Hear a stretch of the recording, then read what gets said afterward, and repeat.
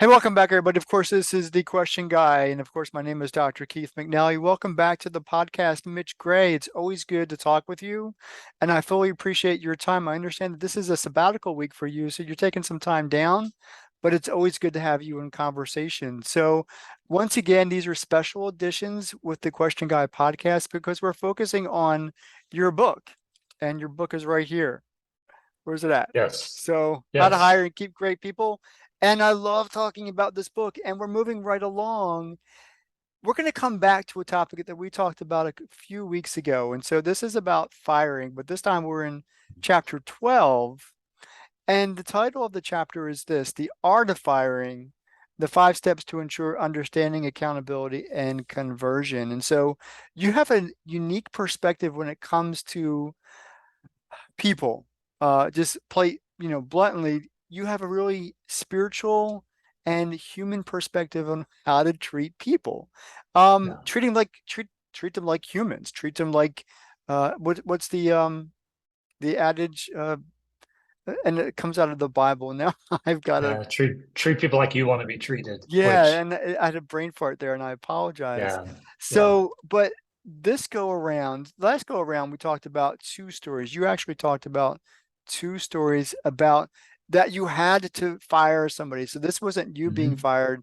This is you had to let some people go, and they were really heartwarming stories. But this time around, in this chapter, you talk about really establishing accountability. I think more for you as a leader in that hiring and firing situation, because you really want to get to know your people best right, and know their stories so that you can kind of guide them along. Because like we said, or like your chapter calls it, you want to hold people accountable, probably yourself Mhm. as well as them, but then building bridges. And so that's a unique perspective in your chapter because you don't want to leave people high and dry. I think that's kind of your heart motto.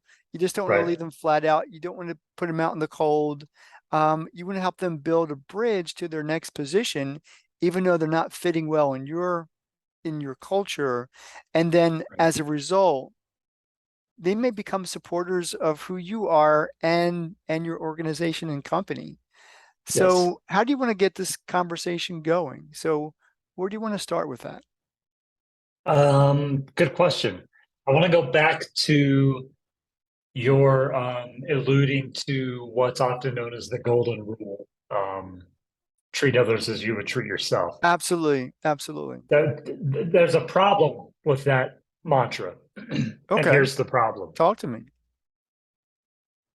If you either don't treat yourself well or don't know how you would like to be treated or don't understand yourself, then you'll never be able to treat others well.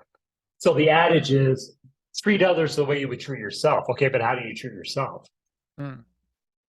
That's But question one. aren't the leaders that you teach and train, you teach them how to reflect, you teach them how to grow. Yes, but if they don't have a reference point to that, so let's just play this out a little bit before we really dig into this. Sure.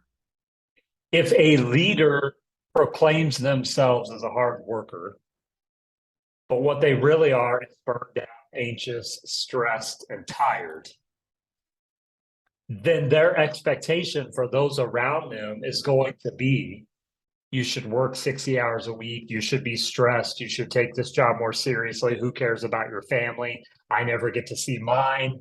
So, leader is always the reflective point of culture. And so, if said leader never sees their family, is stressed, is burned out, is tired, is unhealthy, is mentally unstable, but they're doing it in the name of hard work, which happens far too often in our society. I would actually dare to say that most people that use the phrase hard work, it's not that they're not hard workers. It's just that they've misunderstood the idea of what it means to be human. Mm. Humans are not meant.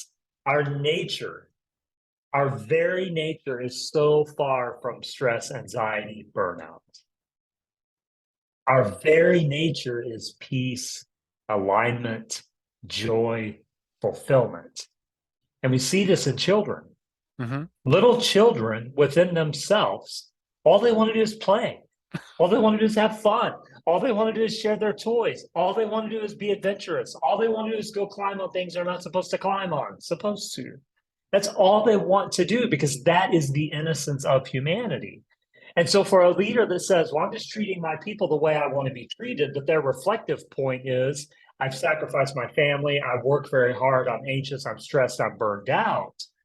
They are going to have a very difficult find, almost an impossible time to find people that are great for their team because everyone they hire is either going to be pushed out the door or become stressed, anxious, burned out, et cetera, et cetera.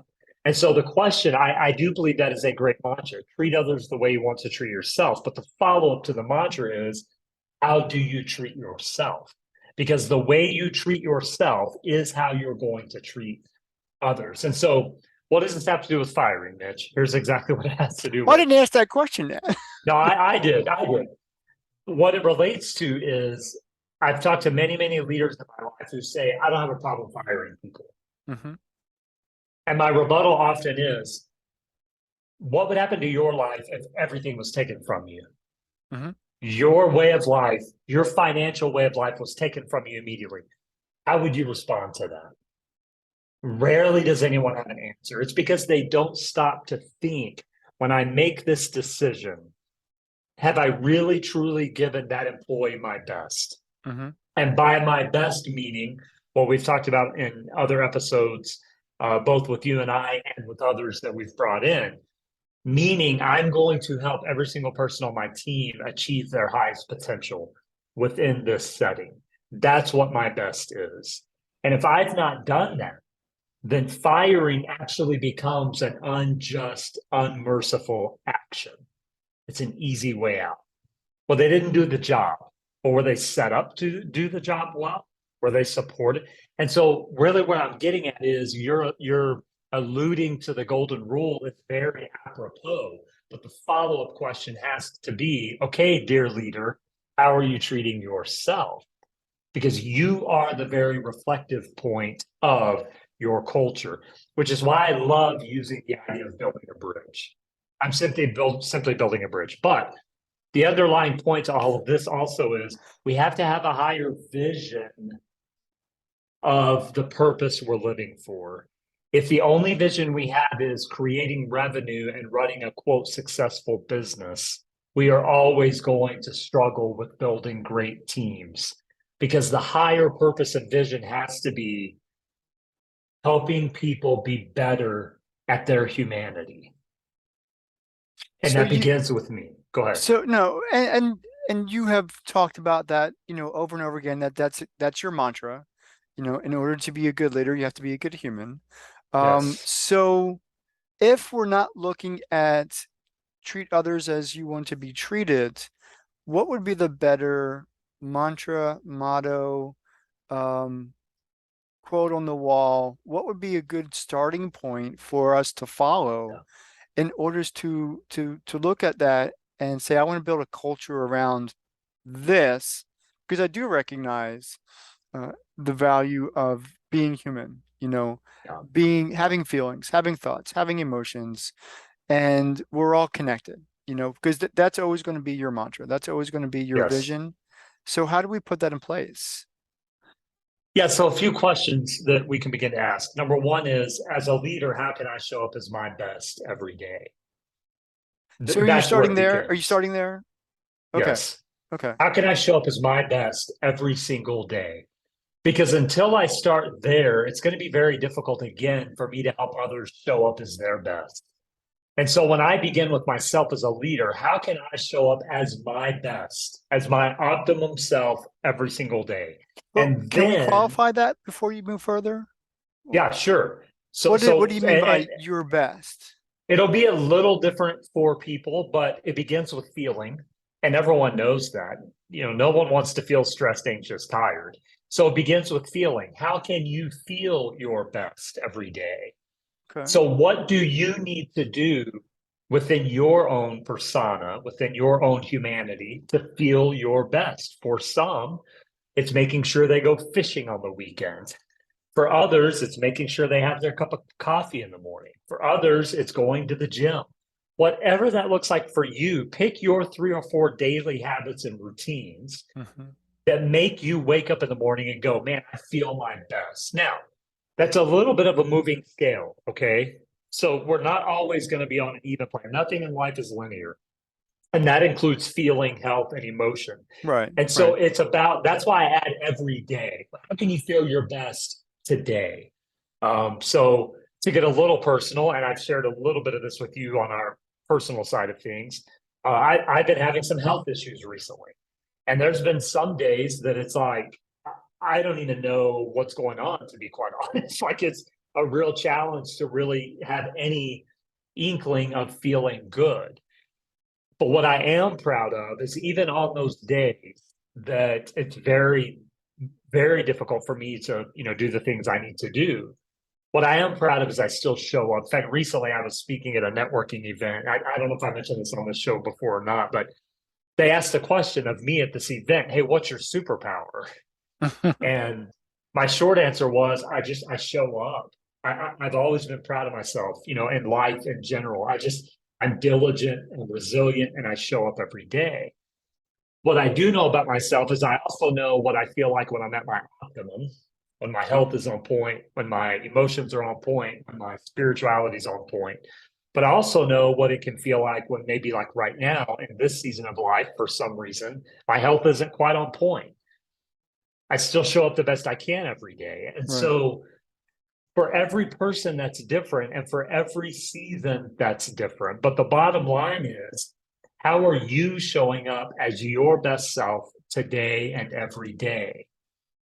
When you do that, you all of a sudden give permission to the people around you to also show up as their best. In other words, it sets up the standard of accountability that, hey, if owner, CEO, manager, HR person, shift leader, whoever, if every day they make sure to show up in their best form possible for that Mhm. day, Mhm. then it calls everyone else to action. To use a little bit of a militaristic form, it's like, the really great military leaders of any country in the world, of any people, they were the ones willing to be the head of the formation. They were the ones willing to go into battle first. And so, even though we're not fighting a war going to work, what we are doing is we're appearing and representing. And so, when you can go in as a leader and say, hey, no, I may not feel my best today, or I feel great today, but I'm still here and I'm going to give you my best. Mhm. All of a sudden, it raises that standard for people to go, oh my gosh, if they're going to do that, then I need to do that. And what's interesting is, as we raise that standard and say all of us are showing up as our best selves, it then allows us to hold each other accountable because as a leader, I'm allowing people around me to hold me accountable. Hey, Mitch, you don't quite have it today. Is everything okay? People are allowed to ask that, right? So now all of a sudden we can hold each other accountable. What it also does is for a new person coming in, they are going to immediately know I have to show up every day. Because if I don't show up every day, it's not going to work. I'm either going to be very uncomfortable or I'm going to get fired. I mean, it Right. just is because that is our standard of living. It's to give kind of another example, maybe on an everyday term. It's like when you have a family. It's like, okay, in our house, we take our shoes off at the front door. Well, when you have guests over and they see you take off your shoes and put them by the door, what do they immediately feel? Either really uncomfortable or they're going to take off their shoes, right? Because they know, okay, this is their cultural belief system. And Right. it's not unlike the workplace. Leader shows up every day, treats themselves well, and then calls others to do the same. Hey, I'm showing up. I expect everyone else to show up. And I think that's where the disconnect can often happen is leader often shows up in frustration, stress, and anxiety rather than showing up as their best self. Okay, what does that look like? Showing up in your frustration, stress, and anxiety looks like uh, anger. It looks like frustration. It looks like being a demanding leader rather than an accommodating leader or an empowering leader. It just looks like you don't want to be there and everyone knows it. Mhm. Leaders showing up as their best self, functioning with some frustration looks like, okay, here's where we are. And how can we all come together and work through this as a team? That's all of a sudden leader not hiding themselves from frustration, but instead calling more people to the table and showing up and empowering others. And if you make that a habit and a practice every day, it really starts kind of bringing out the best in others, or it starts showing the people that know they don't need to be there where the door is a lot quicker than you would otherwise. And what's interesting is I often teach that philosophy to people, and it's kind of a philosophy that's really mythical that people will fire themselves. The reason it's mythical is because most leaders don't give it a chance. Most leaders want to control things so tightly that they want to be the ones that fire instead of investing in that culture that's so high and so accountable that people fire themselves. But the interesting thing is, in a healthy culture, people fire themselves more often than not because they just know humans aren't stupid. They just know it's not going to work. And so, You actually say yeah, that. That's an actual quote from the book. people aren't stupid. In chapter 12. Yeah. They're smart. They're not stupid. They know when something's not aligned. Yeah. They also know when leader isn't showing up as their best self. They can smell that a mile away. And what will happen with most employees is most employees don't feel like they have the permission to confront a leader. Either it's a nurtured response, or it's just an employee employer relationship. They sign Hmm. my paycheck, I can't question them. Right. The problem with that is employees can sniff out your inauthenticity quicker than you probably realize you're being uh, Inauthentic. less than Yeah. authentic. Yeah. Yes. The problem is employees usually won't say anything. What they will do is Out of fear because they don't want to get fired. they'll, yes, and they'll lessen their performance because the standard has been lowered. And so that's why it's so important for leaders to show up and be vulnerable. We talk about being vulnerable often. Hmm. I firmly believe that's why if a leader knows. So let's go back to my example. I know for a fact my health, something's going on right now. I feel like I am better off going to my team and saying, I'm having some issues. So things I say or do can't be held against me, right? Not really. But I mean, kind of in a way, it's like I know I'm not my best self right now. I know Right. something, but I need everyone around me to know that's the situation. A, so you can support me, but B, so you can know that Mitch isn't going to show up like he did 6 months ago. To me, when you have a healthy culture and a healthy team, what your team is going to do is they're going to actually all of a sudden rise to fill in the holes and the gaps that you're unable to take care of right now. That's what a real team, a healthy team does. But Hmm. if you don't have that authenticity and vulnerability, then you can't. You've set yourself up for failure. You cannot go into a team and say, hey, my health is screwed up right now. I'm not where I want to be or need to be. I'm going to get back there. But right now, it's just not it. You've not given yourself the room to do that or your team the permission to receive that. Right. And so it's an ongoing process and that's another thing that when I'm dealing with leaders, it's like, man, Mitch, we've tried this strategy for 4 months and we're not seeing the results. You're right. Because it's a totally opposite strategy from what you've ever used, and you've only put it into practice for 4 months. This takes time, it takes repetition, and it takes a cultural overhaul for you to all of a sudden be, dealing and leading with people through compassion, empathy, and permission. I mean, that's the biggest thing is leading from permission. So, but it does build a disconnect. Yeah. So with all that, I know your chapter 12 talks about understanding the story of your people, but in the past Yes. few minutes here, you've kind of talked about the story of the leader, in more of a reflective component or a reflective aspect, just being real with themselves, authentic with themselves, and holding themselves accountable for who they are. Yes. When in your coaching experience, and I'm going to go off track a little bit because I'm going to give myself permission to do that, and because I've Good. asked you for permission, a couple of weeks back, is that how do you teach people to do just that as a coach, to Mm-hmm. give themselves permission to be human? Because I think what you said just a few minutes ago is so on point in that it's you want to hold on control. You want to take Yeah. control. It's Yeah. your responsibility. It's your business, organization, team, department, whatever it is, it's yours. And so when we take ownership of something, we tend to want to control it. Yeah. And Yeah. and that's difficult to release that, especially when, and at the end of the day, somebody's holding you accountable, somebody else, your superior, your leader, Right. your manager, your whoever, for results, Yeah. Yeah. So how do you coach somebody to be more human? Yeah.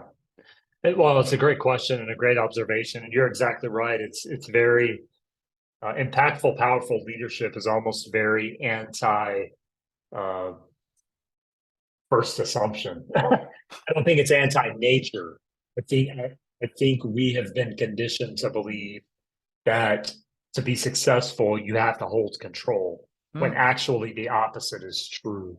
Um, I'll give you another personal, man, I'm full of personal examples today. I'll give you another personal example, and then I'll connect it back to what you're asking. sure. Um, Over the last few years, I've really been focused on getting away from a hustle mindset and really founding myself on a receptive mindset. And so, call it law of attraction, call it universal law, whatever, faith.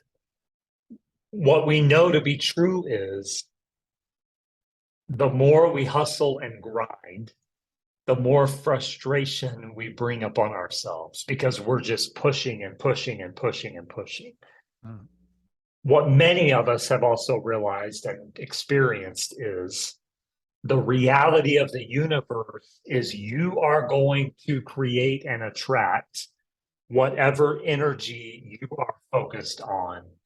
Um, and so that could mean someone who says, "Oh, I never feel good. I'm always sick, et cetera, et cetera." And guess what? They always are sick and don't feel good.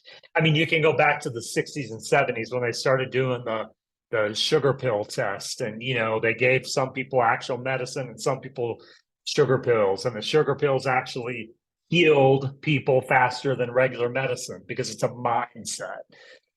And that's kind of what I'm talking about is this idea of when I focus more on receiving what is there for me each day, I actually open myself up to more opportunity than I ever could if I was hustling constantly. And what's even more interesting than that, I'm going to dip back into my preaching days for a second. When you look at any religion in the world, any religion, I'm far outside of even Christian, any religion, okay. uh, Buddhist, Hindu, Islamic, Christian, Catholic, any religion, they all have a story of the universe, aka God, providing for their people without their people even having to do anything. And so there is some power in every religion talking about this phenomenon of when I just show up every day, life happens as it is meant. Now, Mitch, what in the world does this mean? I know I'm asking my own questions today as well. Man, I'm sorry, I'm stealing the show. Where I'm going with that is, There's repercussions to that. yeah, when we put ourselves in a position of continuous hustle and bustle and stress and anxiety, when we are the ones trying to maintain control, Hmm. what we realize quickly, in more words or less, is that we're fighting against the wind. And when we take a moment to stop and remove the noise, we actually figure out which direction the wind is blowing. And then we figure out that if we lift ourselves to the direction of the wind, we'll go where we're meant to be, in rhythm with the wind and the water and the sail. So can I And so ask what a I'm, question? When can I ask a yes, question? go Because I now, don't want to interrupt and break your train of thought, but no, go. I is got this it. exactly what you coach? Is Yeah. this how, So because that was the that's kind of, question. Is this how you yeah, coach? kind of where I'm going to that is if I'm in a coaching session, it's a little bit different because I love asking questions. But here's the questions I ask. The questions I usually ask. The motivation is to set the sail to the wind and stop fighting against the wind. Right. So one question I ask, whether it's in an individual coaching session or with a team, usually my first question is, what brings you the most joy in life? If I'm working with a team, it's usually, what brings you the most joy in your work? Hmm. Let me take this further. I like I those got a call. questions. I got a call a few days ago from a coffee shop owner. They have multiple locations, and he's like, "Mitch, I'd love you to come work with my team." This happened on Tuesday. They So called to guess what hire my you. yes, correct. Wow. So guess what my first question to their team is going to be? What brings you the most joy about coffee? And the reason I ask that question is you're with that singular question, you're removing the stress, you're removing the anxiety, and with the angle of joy, all even just talking to you on camera, you're kind of even like, oh wow, yeah. And my guess is inside of your head, you might even be thinking about things that bring you joy about what you're doing right Well, now, now I'm about thinking about interviewing people. having some coffee. And there you go. I mean, yeah. And so what we do is we actually start removing the barriers internally and externally. And when you do that with a team, what happens is they're no longer focused on either the stress of building success or the stress of recovering. They're now singularly focused on what brings us joy. And we said it a while ago. When you look at a little child, there's a Buddhist teaching called the beginner's mind. And the beginner's mind is if we could all go back to our childhood and live with that spirit of youth and innocence, the world would be a very different place. And so, what I try and do is take that same teaching and belief and apply it with adults. And so then it becomes if you can go back to that beginner's mind of joy, we can work through anything. Hmm. But if you only focus on controlling the problem, you're never going to defeat the problem because it's going to continuously cause you frustration. So here's why I go with the law of attraction. When you're only focused on control and Hmm. defeating the problem, you're going to continually get the reward of control and defeating the problem.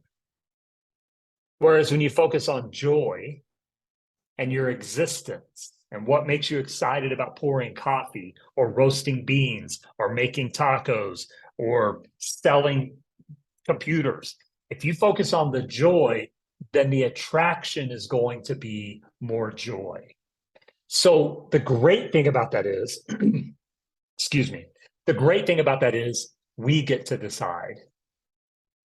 So normally my next question is, what brings you the most joy? Why does it bring you joy?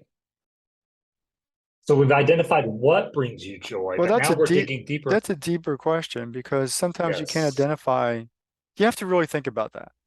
you do, but my point isn't for people to answer it in the moment. My point is for them to now beginning to shift perspective. That now they're focused on their purpose. They Right. focused on what brings them joy. But if we can identify the purpose of bringing that joy, now they can replicate that purpose every day. So my encouragement to leaders, in fact, I tell leaders this blatantly often, every single day you should be asking your team, hey, what brings you joy today and why? Focus on that. Sales will take care of themselves, revenue will take care of itself, and high culture, empowering culture will suddenly begin to build because you're intentionally focusing on the joy and the why of the joy. And when you identify the why, now everyone gets to protect their why. Mhm. And so anything that's against the why now becomes okay, it's a full team effort. This is against our why. We're not going there. But you've identified the problem already. When you don't know the why, you can't defend against the why. When you don't know the direction of the wind, you're just going to be continually fighting the wind. And so your question was about coaching. I ask those two questions specifically, whether it's individually or with the group, every single time. So, what brings you joy, and why does it bring you joy? Yes, Well, now I have to ask the question, do it. but I don't want to, and only because I want to cap. We've had a really good conversation, and I think the I'll make my applicable. answer short if you ask I appreciate that it. because I think the value here then is what's the next question? If you understand the what, and And I know you synonymously say the why is your genesis, the value, the purpose Yeah, of what you're doing. yeah. Where do you, how deep, what's the next deeper question? Yeah. So whether it's personal development coaching or with teams, and by the way, I've asked these questions for gosh, 15 years now, same Right, questions. right. It never changes. And by the way, um, Wait, we're I, capping I, this. I know I'm real quick though to confirm, and then I'll answer the question. I've probably asked this question to over, oh my gosh, 7 or 8 thousand people would be my guess. And how many answers did you ever get? Usually 7 or 8 thousand, however Okay. many people I've asked this to. And the interesting thing is the miracle that I see replicates itself every single time. Wow. I've never, ever, in the hundreds and hundreds and thousands of sessions I've had, I've never, now, every once in a while, it might be, especially when it's one on one, it might be, yeah, I need a journal about that this week, but they Yeah. always come back around, always. Okay. So, what's the third question? First question is, what brings you joy? Right. Why does it bring you joy? Right. The third question is very simple. We learned all this in third grade. How can you do more of that? What, why, how? Because again, the whole point of this is to turn our sails to the wind, to find the ease and the rhythm of life. And I think where business owners often get in trouble is they think it's supposed to be difficult, Hmm. but it's not. It's really, really easy.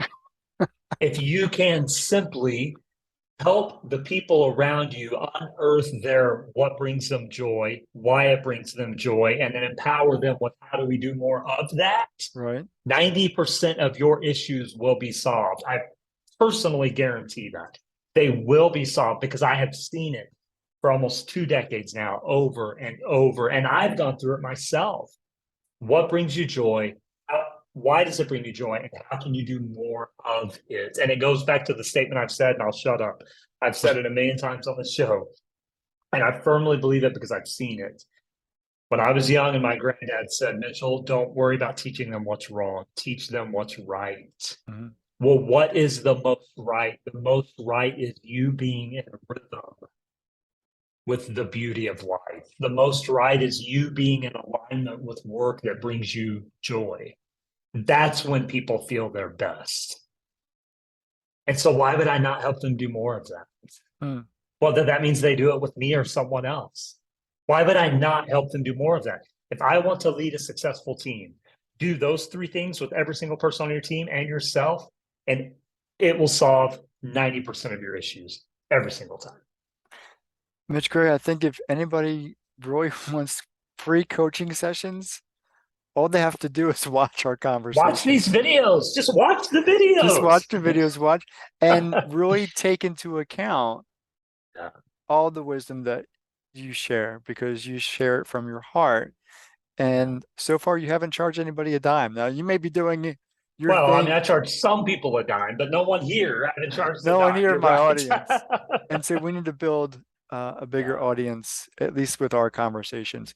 Mitch Gray, thank you so much for another edition of the Question Guy podcast.